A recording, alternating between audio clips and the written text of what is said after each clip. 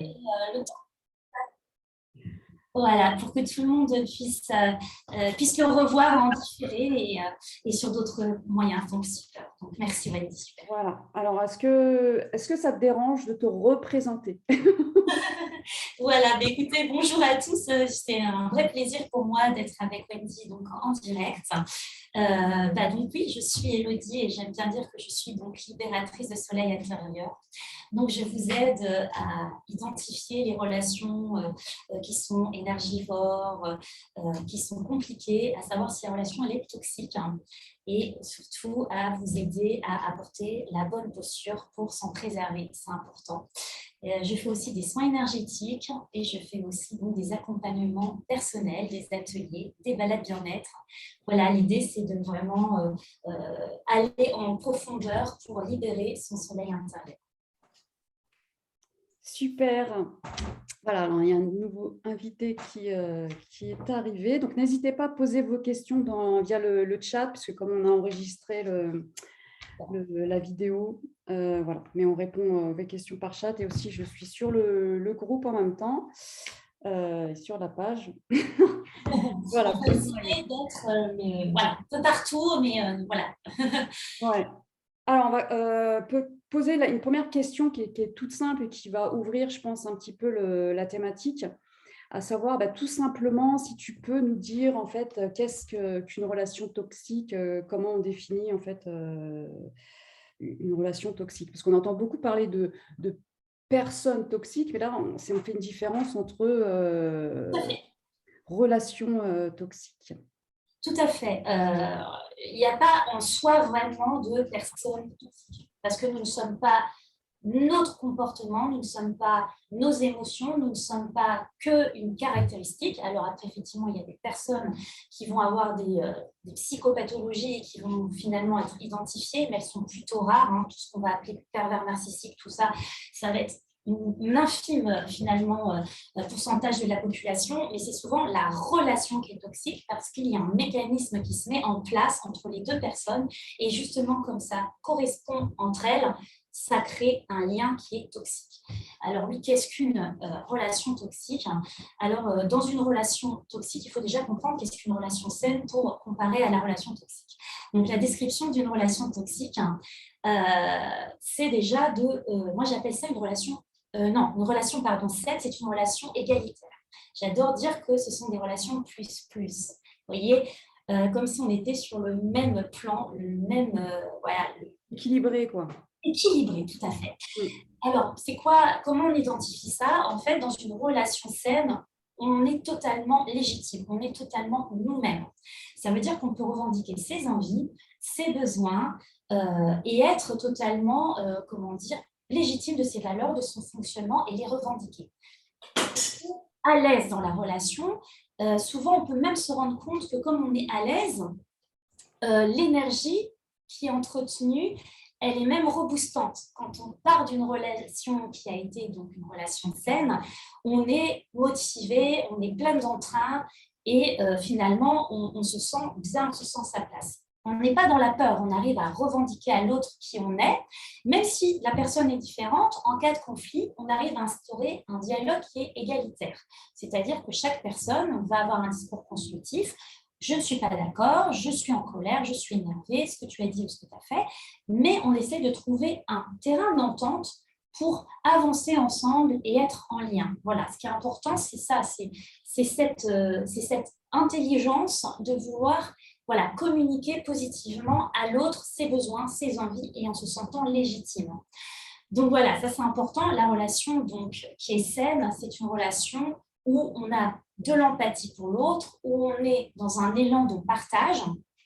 Donc on investit la relation aussi bien des deux côtés, donc il y a un équilibre entre donner et recevoir, ce qui est important. Chaque personne a 50% de part de la relation, donc ça veut dire que chaque personne investit à 50% la relation et alimente la relation à 50%. À l'inverse, lorsque l'on est dans une relation toxique, c'est que la relation est déséquilibrée. Donc là, les parts de pourcentage ne sont plus égales. Ça veut dire qu'il y en a une personne qui a un ascendant sur l'autre et qui va au fur et à mesure grignoter sa part, s'imposer Et finalement, la personne qui subit ne va plus se sentir légitime. Légitime, elle se sent niée dans son comportement, dans ses valeurs, dans son fonctionnement. Elle va avoir peur de revendiquer à l'autre qui elle est, ses besoins, parce qu'elle va avoir peur peut-être d'être rejetée, dénigrée, voire abandonnée par l'autre ou maltraitée par l'autre. Donc, vous voyez à quel point ce système devient malsain et pervers, puisque dans une relation dite toxique, on n'a plus notre part d'action, donc on commence à ne plus avoir 50% de la relation, mais on commence à avoir une personne qui grignote jusqu'à avoir 100%. On n'arrive plus à être nous-mêmes, donc forcément on s'éteint un petit feu, on a une mauvaise estime de nous-mêmes parce que finalement on a peur que la personne nous maltraite, nous fait du mal, et au fur et à mesure ça peut entraîner donc des dépressions, des envies de suicide et de plus en plus une perte d'énergie. On est fatigué, on est lessivé. On dit souvent d'ailleurs que l'autre nous aspire et nous bouffe toute notre énergie. Donc ça, c'est aussi un des signes, c'est quand on est totalement enseveli et qu'on perd notre énergie dans la relation. Donc à l'inverse, où on est reboosté dans une relation dite saine, à l'inverse, le premier signal, c'est qu'on est complètement anéanti, lessivé, fatigué, épuisé, de ne pas pouvoir nous exprimer tels que nous sommes, avec nos qualités, nos valeurs, dans une relation. Alors, du coup, j'aimerais revenir sur le fait, tu dis, parce que relation saine, donc c'est de pouvoir communiquer donc ses besoins, ses attentes et qu'il y ait une réponse de l'autre. Mais il y a cette question de communiquer, c'est-à-dire que finalement, si un des deux refuse de communiquer réellement, il va y avoir relation toxique, malsaine. Exactement. En fait, le silence peut aussi être une terreur mentale parce que quand on décide de se retirer et de ne pas s'expliquer ou imposer finalement ces silences comme un mépris, ça peut être déséquilibré. Effectivement, souvent dans les relations toxiques, ce sont des montagnes russes, d'accord, émotionnelles. Il va y avoir des phrases qui vont être dites, il va y avoir des silences, je reviens, je fuis constamment, ce qui fait que la personne qui subit la relation va être constamment en état de sidération. Ça, c'est aussi un des signes, c'est qu'à chaque fois qu'il va y avoir un acte violent, de la colère, hop, des blessures, des choses qui vont être hop, jetées au visage de l'autre, elle ne va plus savoir communiquer puisque quand on est dans un état de sidération, on n'arrive plus à verbaliser ce qu'il se passe et même si on verbalise, de toute façon, comme on est nié, on ne se sent plus légitime d'être. Donc effectivement, il y a un déséquilibre à ce niveau-là, effectivement, dans la communication lorsque c'est toxique. Parce qu'en fait, une relation donc, saine parce que, est basée sur une communication, donc une communication de l'un et de l'autre, de cœur à cœur, de ses besoins, de ses attentes, et donc d'exprimer aussi. Donc ça demande une certaine maturité de la part des deux personnes, parce que il y a des personnes qui n'arrivent pas à communiquer sur leurs émotions, sur leurs sentiments, qui sont, tu parlais des blessures. On sait que les blessures, c'est des masques, en fait, qu'on s'est mis. Mhm. Et donc, il y a des personnes qui se sont tellement mis des masques et des masques et des masques et des masques qu'elles n'arrivent plus à être elles-mêmes, à être vraies, en fait. Et elles se cachent derrière tu as le masque du fuyant, le masque du contrôlant, tout ça, là, des 5 blessures de Louise Bourreau. Et du coup, il y a plus cette communication, j'ai envie de dire, honnête et véritable. Après, on peut avoir des difficultés et les communiquer. Actuellement, effectivement, j'ai tendance à fuir parce que je ne suis pas au clair avec mes émotions, mais ce n'est pas se retirer dans le silence, c'est communiquer Voilà, mais sans si les vulnérabilité. personnes elles n'arrivent pas à communiquer. Et là, Voilà. le problème, donc c'est pour ça que la communication dans une relation, pour moi, une communication saine fait une relation saine aussi. Parce que après, on peut tout accepter, puisqu'on a des besoins, on a des blessures différentes. Il y a même des personnes qui sont très, très blessées dans leur et qui vont être, comme tu disais, là, des mots. Mais quand on arrive à mettre des mots et si on face à quelqu'un qui est empathique et qui va comprendre nos blessures, parce que tout peut se comprendre, tout, à partir du moment où on est au courant des choses et qu'on parle, quoi. Donc pour moi, une relation saine, elle part vraiment de cette communication saine. Voilà, il y a un échange qui est constructif, c'est-à-dire qu'on peut ne pas être d'accord, on peut justement avoir des blessures, on peut avoir des incompréhensions, mais on les exprime. actuellement, je ne comprends pas ton fonctionnement. Actuellement, je vois que tu ne vas pas bien. Je te demande, quand tu iras mieux, de revenir vers moi pour me dire si effectivement, qu'est-ce qui s'est passé, est-ce que ça vient de moi, etc. Dans la relation toxique, hein, il n'y a pas de communication sur comment on fonctionne ensemble. C'est un qui impose le rythme à l'autre. Vous voyez, c'est ça la différence, c'est qu'il faut comprendre que là où c'est inégalitaire, c'est qu'il y en a un qui contrôle la situation sur l'autre. Donc, à partir du moment où c'est comme ça, l'autre va vivre une terreur de s'exprimer, parce que c'est pas facile de revendiquer ses besoins, ses envies et son fonctionnement si l'autre ne nous écoute pas ou si l'autre n'accepte pas. Parce que si on commence à communiquer ses besoins et que l'autre dit non, mais t'as pas besoin de ça, c'est de la merde, pardon pour la violence, mais on a des propos comme ça, on va se sentir décrédibilisé. Donc, si vous voulez, il y a un jugement aussi qui est dans le verbe, dans des relations toxiques. Donc, on sent ce côté, je me mets au-dessus de toi et je pense savoir mieux que toi, je pense mieux choisir que toi. C'est ça qui crée cette instabilité. Et du coup, ça crée des émotions. Et comme ça crée des émotions, ça crée un mal-être qui va être psychique, physique, jusqu'à, comme je vous expliquais, ça peut aller dans des troubles qui peuvent arriver au suicide. Parce que quand on est déprécié comme ça, effectivement, au fur et à mesure, on finit par se saper dans son intérieur et on finit par se demander, mais est-ce que je suis utile? Est-ce que je suis bien? Est-ce que j'ai de la valeur? Est-ce que je suis aimable? Et quand il y a une stabilité déjà qui est mauvaise parce qu'on a une mauvaise estime de soi, un mauvais amour de soi, et bien forcément, ça va ajouter encore plus. Et là, forcément, on rentre dans la faille des relations toxiques. Parce qu'on finalement on devient une proie à accepter finalement cet ascendant. Tu parlais d'équilibre au tout début, justement, d'équilibre. Et donc, du coup, là, ce que je t'entends, c'est qu'en fait, finalement, il y a un déséquilibre parce qu'il y a un dominant, un dominé. Ou Exactement. un contrôlant et un contrôlé, quoi. Exactement. Alors, il y a un contrôlant ou un contrôlé, ou peu importe. Après, on peut avoir un schéma qui s'appelle le triangle de Cartman, qui est aussi un mécanisme qui parle des relations toxiques. Vous pouvez être tout le temps dans le rôle de la victime, mais c'est pervers parce que finalement, vous entretenez des relations où vous avez toujours besoin de l'extérieur pour vous sauver, pour vous aider, pour ne pas prendre des décisions et finalement, cette étiquette ne vous responsabilise pas. Vous pouvez toujours vouloir sauver parce que sauver, c'est avoir de l'attention de l'autre, c'est montrer qu'on est utile, c'est montrer qu'on a un rôle et donc du coup, même si la personne ne nous a jamais rien demandé, on vient s'imposer. Donc, en s'imposant, on empêche l'autonomie de l'autre.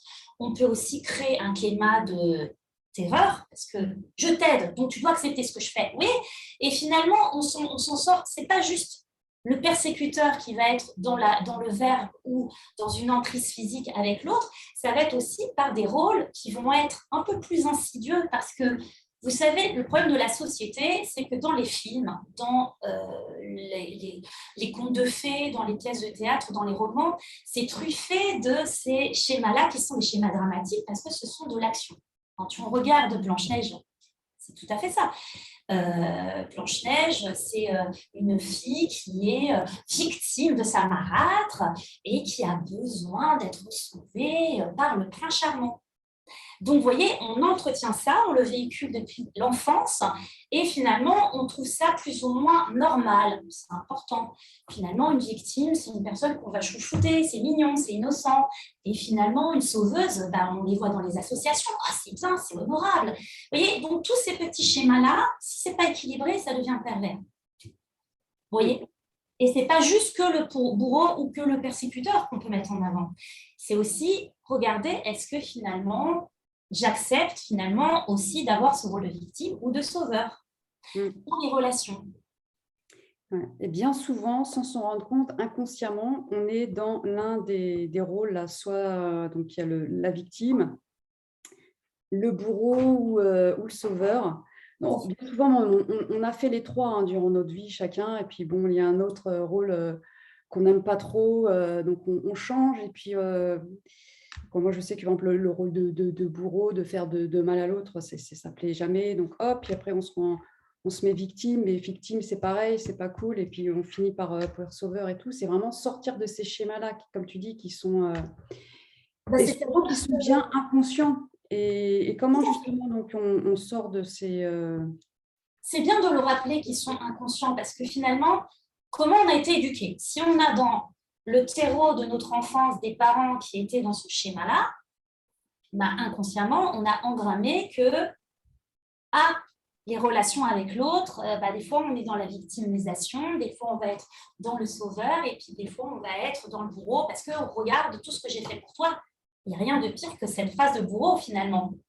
Et pourtant, qui ne l'a pas dit dans une des relations? Pour montrer à l'autre, finalement, l'importance, mais c'est une menace. Donc, en fait, oui, c'est inconscient, mais il n'y a pas que la relation à l'autre qui peut entretenir ce mécanisme-là. Il faut déjà regarder quelle est la propre relation que l'on a envers nous-mêmes. Ouais, et toute la clé est là, hein. C'est la relation que l'on entretient à soi-même fait la relation que l'on entretient avec les autres, puisque ça, c'est ma phrase fétiche, tout part de soi, tout part de l'intérieur. Donc, il n'y a pas de secret. Si on rejette l'autre, on rejette une partie de soi. Quand on abandonne, voilà, toutes ces blessures, c'est pareil, ça revient. Je te rejoins à 100%, Wendy, parce que tout part de soi, et c'est pour ça que la philosophie du yoga est très similaire avec ce que je dis. Pourquoi tout part de soi? Parce que finalement, est-ce que moi, je n'ai pas un bourreau intérieur qui me juge, qui me sape, qui me dénigre et qui me dit t'es trop moche, t'es trop grosse, t'es incapable, tu mérites pas, tu mérites pas d'être aimé, tu vas garder cette relation parce que personne d'autre t'aimera. Et finalement, quels sont les propres discours? Est-ce que j'entretiens un discours d'amour, de compassion, de bienveillance avec moi, d'amour de moi, ou est-ce que finalement je me critique, je me juge, durement d'ailleurs, pour me faire payer quoi? Voilà. Donc, c'est là qu'il faut commencer à regarder. Donc là, je vous invite à regarder en vous. Est-ce que je parle positivement de moi avec moi-même et avec les autres? Si devant les autres, vous êtes tout le temps en train de vous excuser et dire « Ah non, mais je suis nulle, là, je suis con, j'ai fait ça », qu'est-ce que vous envoyez à l'autre aussi comme énergie? De votre respect de vous-même, de votre amour de vous-même et de la considération que vous avez pour vous. Vous envoyez un signal que déjà, c'est pas OK. Donc, vous voyez, comme quoi, on envoie des signaux aux autres et les autres peuvent repérer finalement que notre discours intérieur, il est pas solide. Puis comme on disait, donc c'est beaucoup inconscient, donc le temps de mettre, parce que le yoga c'est ça, c'est mettre de la conscience sur l'inconscient pour évoluer en fait, parce qu'on est des êtres. Et c'est pour ça que là, l'intérêt d'un coach est intéressant, parce que souvent nos mécanismes inconscients, comme c'est inconscient, on ne le sait pas, et il n'y a qu'à l'extérieur, les personnes extérieures, donc un coach comme toi qui va nous aider à pouvoir sortir de ces schémas inconscients, pouvoir sortir donc de ces relations et évoluer dans sa vie, passer à autre chose pour aller vers le bonheur, pour vivre des relations, vivre plus heureux, quoi. Plus heureux Quand on n'a pas conscience, c'est pour ça on se dit ah je tombe toujours sur les mêmes mecs, ou on entend souvent ça. Mais parce que voilà, c'est le même schéma qu'on reproduit sans arrêt, qu'on n'a pas compris, qu'on n'a pas mis le doigt sur le problème, notre problème, parce qu'on va toujours dire oui, c'est la faute des mecs, là, c'est toujours les mêmes mecs, c'est toujours. Mais en fait, comprendre qu'on se crée en fait notre vie, hein. Donc on se crée nos relations, on est responsable. Et c'est là la chose aussi dans les relations qui est importante, c'est sa propre responsabilité. Il y a une part de responsabilité. Et pour juste, avant de parler de la responsabilité, rebondir à ce que tu as dit, donc, du coup, c'est vraiment tout à fait ça. En fait, c'est ce qui n'est pas conscient ne peut pas être modifié, ne peut pas être changé. Donc déjà, la première chose pour se dire qu'est-ce que je peux faire pour évoluer, aller vers le meilleur de moi-même, c'est déjà prendre conscience. Quel est mon schéma intérieur? Quel est mon schéma relationnel à l'autre? Est-ce que je suis dans un schéma relationnel de type triangle de Karpman, comme on a vu, bourreau, victime, sauveur? Est-ce que moi-même, j'entretiens une conversation bourreau vis-à-vis de moi-même, ou est-ce que je suis dans l'amour de moi-même? Est-ce que je me respecte? Est-ce que j'envoie des énergies positives quand je parle de moi, ou est-ce que je suis en train de me saboter? Ça, c'est la deuxième chose. La troisième chose, on parlait de responsabilité, ça, c'est une de mes clés. Et c'est pour ça que je permets de regarder en soi, la victime en soi. Nous avons une victime en soi qui dit « pauvre de moi, regarde, c'est avec une famille pareille, c'est normal que je ne trouverai jamais de mec et que je suis nulle et que voilà. » Alors, en fait, on ne prend plus sa responsabilité, on pense finalement que l'extérieur est la réponse. Non, c'est l'intérieur la réponse. À partir du moment où je dis j'ai les clés en main, je suis aux commandes de ma vie, je suis actrice de ma vie, je suis actrice de mon changement et je prends ma part dans la vie et ma part du coup des 50% dans mes relations, c'est là que tout change. Je ne suis plus victime, j'ai plus cette étiquette. Et là maintenant, je peux m'assurer ce qui peut changer. Parce que déjà, j'en ai conscience, et de deux, je prends à bras le corps ma responsabilité de changer. Et ça, c'est un pas déjà vers une évolution intérieure, une libération de son soleil intérieur, parce que le soleil, c'est quoi finalement? C'est cette énergie, c'est notre plein potentiel, c'est ce qui fait que, en fait, on a notre rôle sur Terre, on a tous une évolution de conscience à avoir, et c'est déjà en ayant une évolution de conscience envers soi-même que l'on peut changer en interaction avec les autres. Donc, avoir une meilleure harmonie relationnelle avec soi-même, c'est la clé pour après avoir une harmonie relationnelle avec les autres. Donc, comme tu as dit, tout part de soi. Déjà, se regarder à l'intérieur pour après, deuxièmement, changer l'extérieur avec tout ce que je viens de vous dire. Du coup, donc les signes, est-ce que tu peux nous donner des signes qui doivent nous alerter sur une relation toxique ou c'était ça la question, les signes. Alors, le premier signe, comment on part de la relation? Quand tu dis il m'a vidé d'énergie, il m'a complètement aspiré, j'ai plus de tenue, j'ai plus rien. Là, ça veut dire que, en fait, une relation, elle peut être vue du point de vue théorique. Là, on a parlé du triangle de Karpman, de la responsabilité, des rôles intérieurs que l'on fait, mais il y a aussi une part énergétique.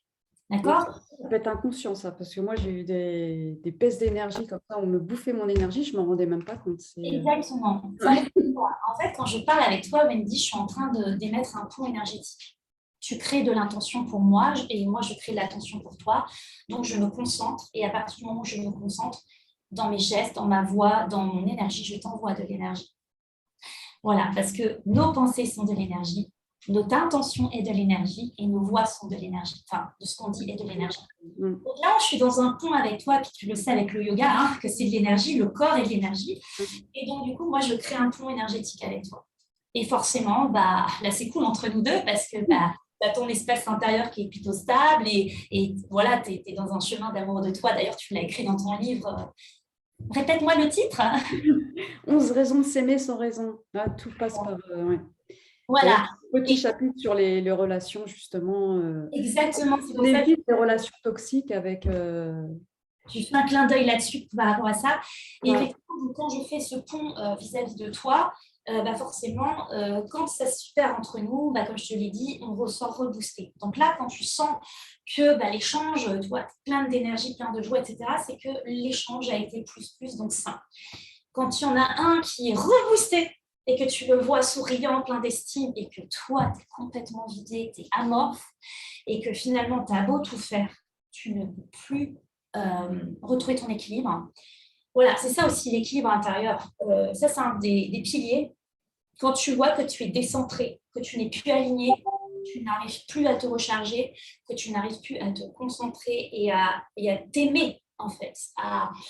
Et encore, l'amour de soi, c'est un grand travail. Là, je parle juste déjà de se valider et que finalement, je commence à avoir des pensées négatives sur moi, c'est-à-dire je commence à me déprécier, à être avec des symptômes donc, de dépression. J'ai mal partout dans mon corps. Alors, on est tous différents. Il y en a qui vont avoir mal à la tête, il y en a qui vont avoir des problèmes de ventre. Par exemple, je ne sais pas si ça vous est arrivé d'arriver au travail et d'avoir un nœud dans le ventre parce que au travail, il y a une relation qui ne se passe pas bien. Ça peut être avec un chef d'équipe, ça peut être un patron, ça peut être une collègue.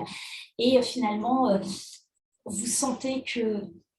Le corps parle, le corps ne ment pas. Et puis après, on a toutes des réactions différentes. Moi, j'ai eu de l'eczéma, beaucoup, je fonctionne comme ça par l'eczéma.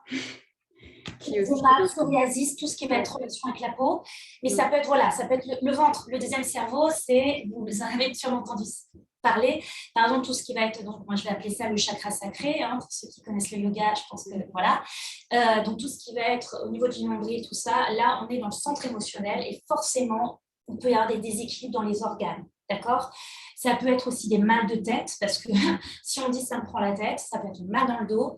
Après, ça peut être tout simplement, donc je vous ai dit, burn-out, dépression. Hein, on se parle de travail avec burn-out, mais qu'est-ce qui s'est passé? Voilà. Est-ce que c'est la relation qui était toxique ou la relation avec moi-même parce que je me mettais en sauveur, parce que j'exigeais de faire autant d'heures, de porter tout ça, etc. Ou est-ce que j'étais victime et que je n'arrivais pas à recadrer, à dire stop, non, ce n'est pas ce qu'il fallait dans mon travail, etc.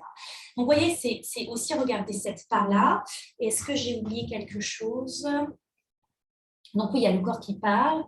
Ne plus avoir envie.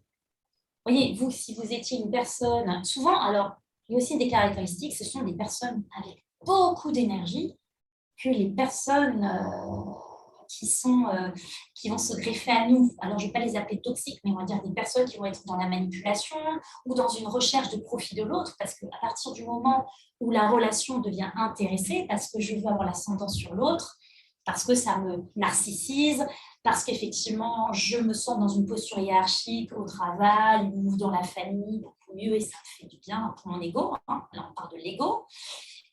Donc, du coup, à partir de ce moment-là où ça va être déséquilibré, je me suis perdue et je ne sais plus ce que j'étais en train de dire. Ouais, tu disais relation intéressée, et c'est intéressant du coup, parce que intéressé, ça veut dire oui. Alors moi, je comprends que voilà, en fait, pour moi, ça part du déséquilibre, parce que si tu es en relation avec quelqu'un par intérêt, pour son image, parce que ça fait pour quelles que soient les raisons d'ailleurs, mais qu'il n'y a pas un véritable lien vrai, j'ai envie de dire, honnête, sincère, vrai, voilà, qu'il n'y a pas. Après, ça peut C'est peut-être mon concept à moi aussi de trop. Ça peut ne pas être de la manipulation, mais on est avec quelqu'un parce qu'on réagit par rapport à une blessure. Si je suis creux, vide d'amour de moi, donc je vais chercher l'amour chez l'autre, donc l'autre va peut-être être en mode pansement à me sauver, et moi je vais être victime, mais je ne vais pas me nourrir de l'intérieur. Donc, ce qui est important aussi donc, dans les symptômes, c'est de se dire, est-ce que je ne suis pas en dépendance affective?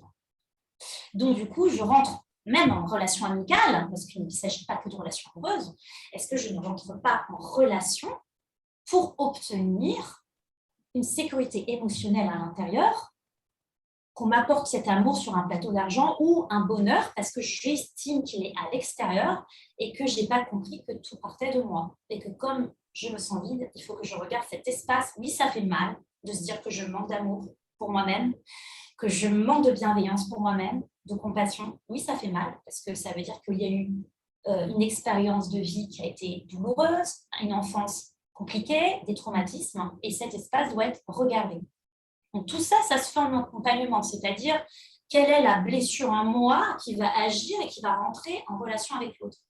En fait, il ne faut pas oublier qu'on pense toujours que l'autre est notre alter ego, mais l'autre est totalement différent de nous parce qu'il a eu une enfance différente, une éducation différente, une culture différente des fois, des traumatismes, des croyances sur la vie différentes. Et finalement, quand on rentre en relation avec l'autre, alors oui, on a des points communs, on a envie de partager et évoluer ensemble, mais on a nos blessures. Et quand l'ego de l'autre blessé rentre en relation avec l'ego blessé, ça peut être toxique. Vous voyez, ce n'est pas que des jeux de manipulation, mais c'est plutôt de dépendance parce que finalement, on attend de l'autre qu'il répare nos blessures. Et on est encore en dépendance du monde extérieur sur finalement notre bien-être intérieur.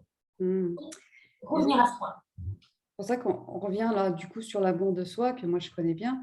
Oui. Et d'ego, donc ce que les blessures, c'est l'ego qui est blessé finalement, et que donc il peut y avoir deux personnes saines entre guillemets, mais la relation peut être toxique parce que si par exemple l'un des deux a un ego tellement blessé et l'amour ne surpasse pas cet ego blessé pour aller soigner ses blessures, parce qu'en fait, l'autre qui est sauveur, par exemple, ne peut pas aller sauver l'autre de ses blessures. Chacun, on est seul responsable, en fait, de ses propres blessures et d'aller travailler et d'aller guérir ses blessures. Et tant qu'on n'a pas fait ça... Et ben, on va rejoindre inconsciemment les mêmes mécanismes dans toutes les relations. Donc allez voir Élodie. On va quitter un mec ou on va quitter un travail et finalement, on retrouve toujours les mêmes schémas. Là, comment ça se fait que j'ai toujours des patrons ou des directrices qui sont insupportables? Comment ça se fait que, effectivement, d'ailleurs, c'est intéressant de regarder au travail, en fait, on rejoue souvent les schémas parentaux. notre façon d'être avec l'autorité, notre façon, est-ce que je me respecte, est-ce que je sais communiquer mes besoins, est-ce que je sais dire stop quand ça ne va pas. Parce que finalement, pourquoi je parle de responsabilité dans les relations? Parce que c'est trop facile de toujours dire l'enfer, c'est les autres. Je déteste cet adage parce que ça veut dire qu'on n'a aucune responsabilité. La relation toxique, elle existe aussi parce que je laisse rentrer l'autre dans mon espace intérieur, que je ne mets pas des limites, que je ne mets pas un stop quand je ne me sens pas respectée ou quand ça ne correspond pas. Cette phrase qui peut paraître banale, quel film tu veux voir? Oh, ce que tu veux. À aucun moment, je prends ma place dans les relations puisque je décide que l'autre, il peut faire ce qu'il veut. Vous voyez, et puis, à force de dire fais ce que tu veux, machin et tout, à la fin, les gens vont se disputer et vont reprocher. Ouais, mais finalement, moi, j'ai jamais pu. Mais à aucun moment, tu t'es imposé et tu as dit en fait, pour partir en vacances, je préfère la montagne que la plage. Oui, là, c'est s'imposer et c'est communiquer clairement ses besoins. C'est pour ça qu'une relation, alors dans les signes aussi, c'est la relation floue. On ne sait pas qui on a en face. C'est quelqu'un qui ne se positionne pas, c'est quelqu'un qui ne va pas dire je veux m'engager avec toi ou je veux partir à la montagne, mais en fait, qui veut partir à la mer et qui va reprocher à l'autre alors qu'il ne l'a jamais communiqué.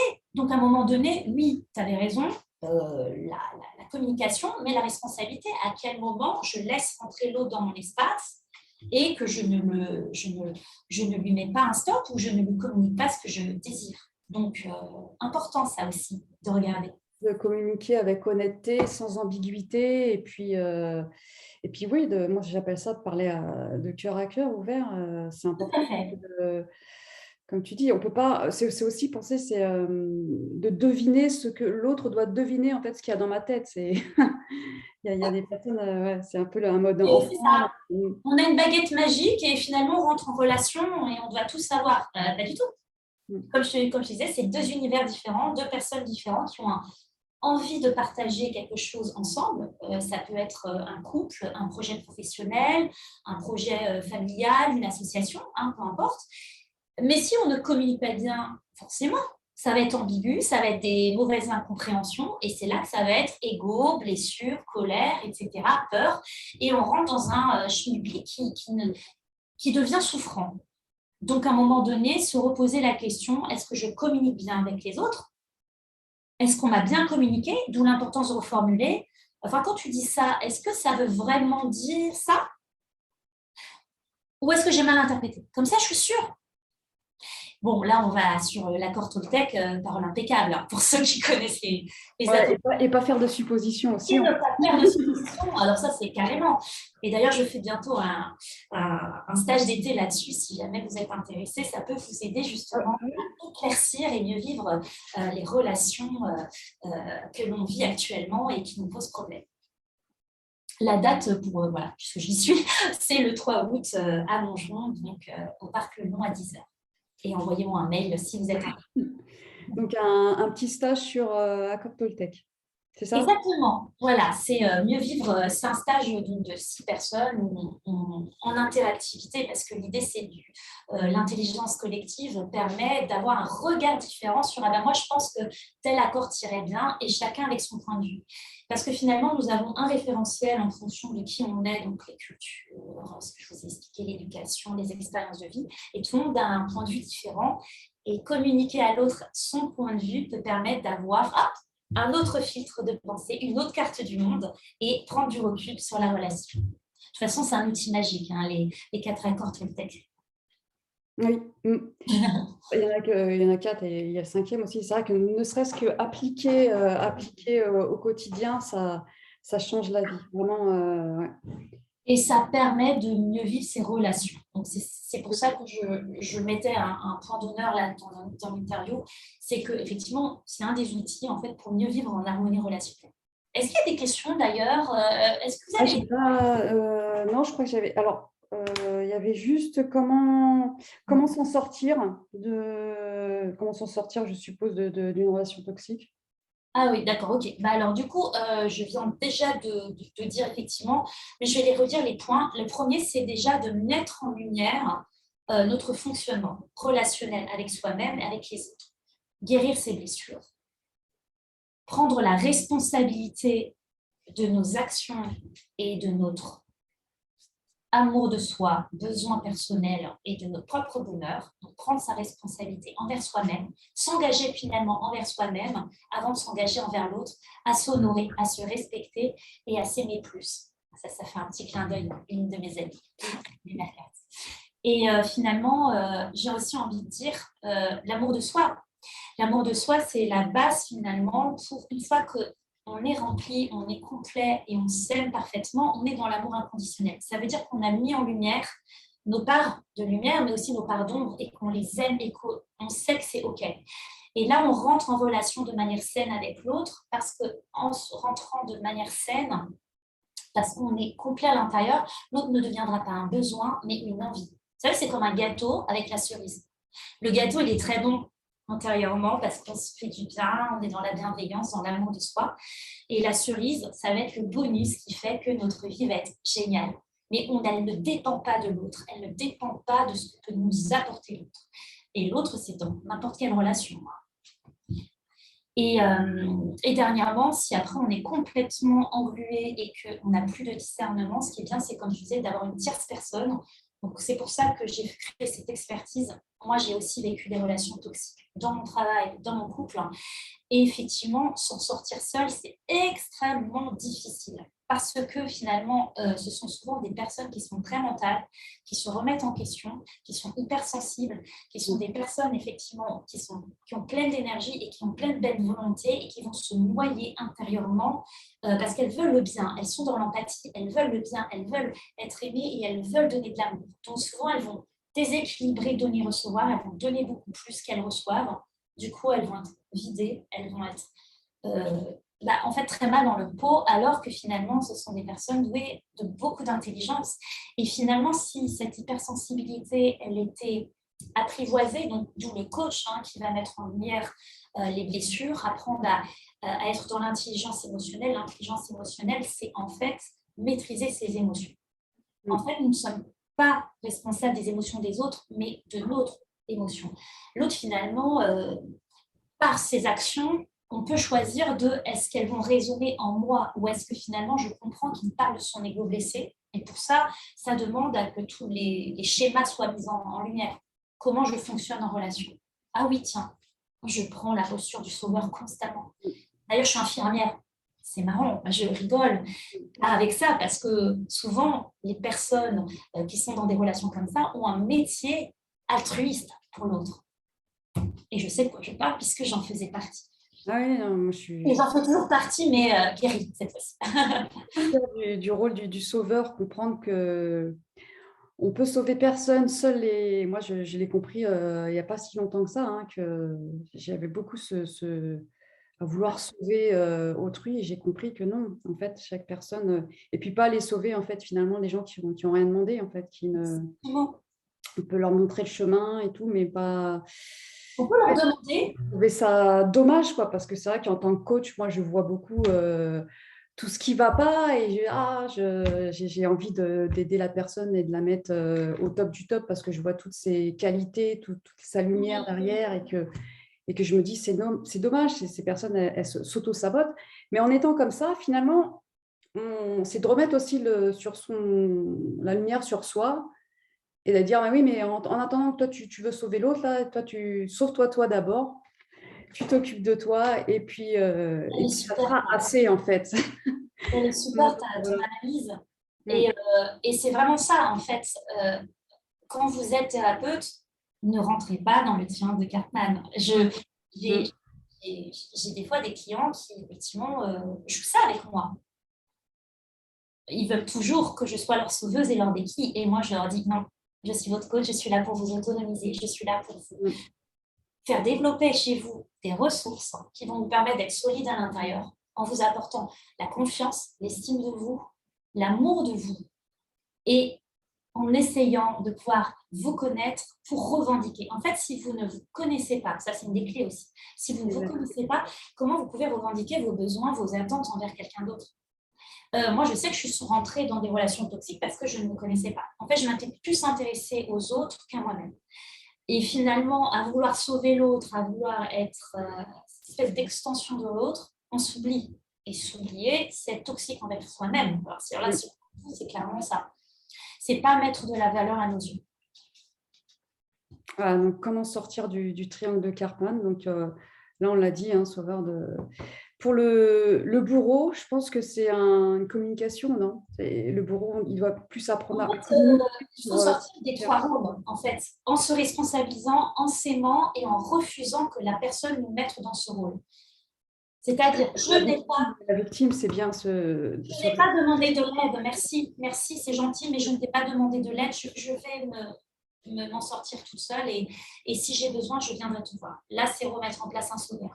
La victime, c'est je refuse que tu me vois comme une petite chose qui n'est pas capable de prendre mes propres décisions. Donc là, je vais effectivement faire mes décisions par moi-même et je n'ai pas besoin de toi.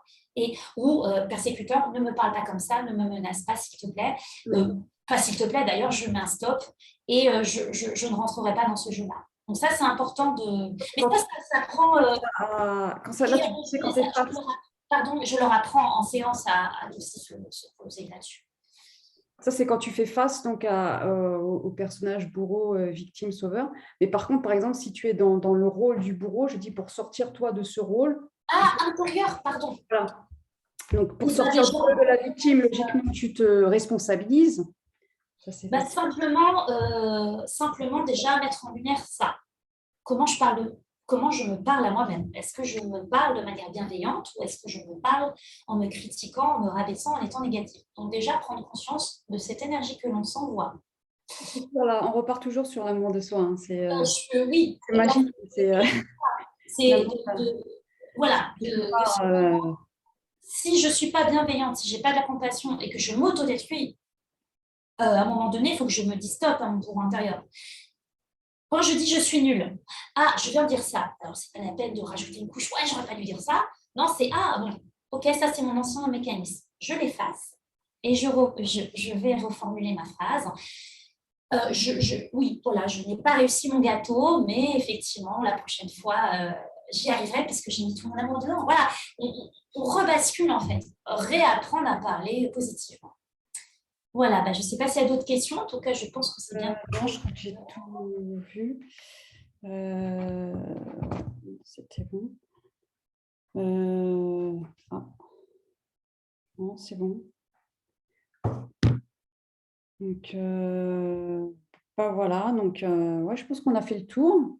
Oui, en tout cas, je pense que ça a été assez dense et j'espère que ça va résonner pour ceux qui ne connaissaient pas les mécanismes et intérieurs et extérieurs. J'ai aussi envie de vous dire, si jamais vous vous rendez compte que tout ça, c'est compliqué pour vous et que finalement, tout ce qu'on vient de dire, que ce soit Wendy ou moi, ça résonne, n'hésitez pas à vous faire accompagner. Alors, moi, par le coaching, effectivement, ou par le yoga, enfin, peu importe votre moyen qui vous permettra à vous de vous réaliser. Voilà, en tout cas, envoyez-nous un mail. Moi, de mon côté, j'offre 45 minutes, ce que j'appelle un entretien de mise en lumière sur la situation, qui permet effectivement déjà de comprendre où est-ce que vous en êtes intérieurement, voir si effectivement je suis la bonne personne, comment ça se passe au niveau de la confiance, du feeling, et voir effectivement si vous êtes motivé pour partir à vous aimer davantage, sortir des relations toxiques et libérer pleinement votre soleil intérieur. Voilà, et c'est vraiment ça, c'est mettre en conscience, c'est ça que je trouve qui nous fait passer au niveau supérieur dans notre vie, quel que soit, que ce soit personnel ou professionnel.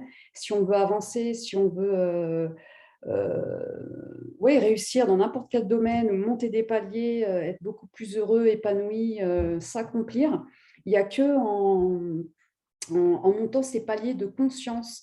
Donc, c'est vraiment important de mettre le doigt sur ces schémas inconscients. Et c'est pour ça que ce n'est pas facile d'y arriver tout seul. Et c'est pour ça qu'il y a maintenant, Elodie qui peut vous aider pour mettre en lumière ces schémas inconscients. Si vous savez que vous reproduisez toujours les mêmes schémas qui ne vous rendent pas heureux, finalement, il y a un moment donné, si vous avez envie de changer de vie... on peut répéter éternellement les mêmes choses.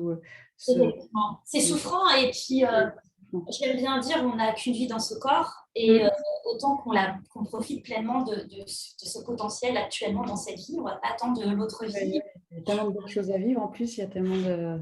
Tout à fait. Ouais. chacun chez soi après, chacun chez soi. Ouais, Voilà, je te laisse le mot de la fin. Je te laisse le mot de la fin. ok, écoute, déjà, merci Wendy pour cette Merci interview. à toi, merci à toi. Super. C'était un C'est- grand plaisir. Excuse-moi, au nom Ouais, des... je t'ai dit, je te laisse le mot de la fin, puis je te coupe. Ok, le mot de la fin, j'ai envie de dire déjà, aimez-vous. Et pour aller vers ce chemin intérieur, choisissez-vous. Et pour se choisir, venez, venez vous faire accompagner et je mettrai toute mon énergie pour vous aider. Et croyez-moi, ça vaut vraiment le coup parce que j'assiste à des vraies belles renaissances de très très belles personnes qui s'épanouissent. Voilà, donc le mot de la fin, c'est aimez-vous. Ouais, c'est beau. Oui, bah oui. Namasté, ouais, ça, l'amour. L'amour est l'énergie la plus puissante du monde, C'est de ça. l'univers, et vraiment, ça guérit tout, ça transforme. Et il n'y a que l'amour, en fait, qui peut faire dépasser cet ego, et c'est cet ego qui est blessé, là, qui est souffrant et qui nous fait vivre de la merde. Hein, donc, si vous voulez aspirer à une vie plus belle, meilleure dans tous les domaines, il n'y a que en mettant de l'amour. Et donc, il faut passer par la conscience, voilà, pour monter des paliers supérieurs. Des niveaux de conscience et donc Ouais, atteindre cet amour inconditionnel de soi pour aimer inconditionnellement les autres. Donc sortir des relations intéressées pour être dans des relations désintéressées. Voilà. super, super beau. Merci beaucoup, Élodie. J'espère à très bientôt. Merci À beaucoup. très bientôt. Bonne soirée à tous et à très très vite. Ciao. Au revoir.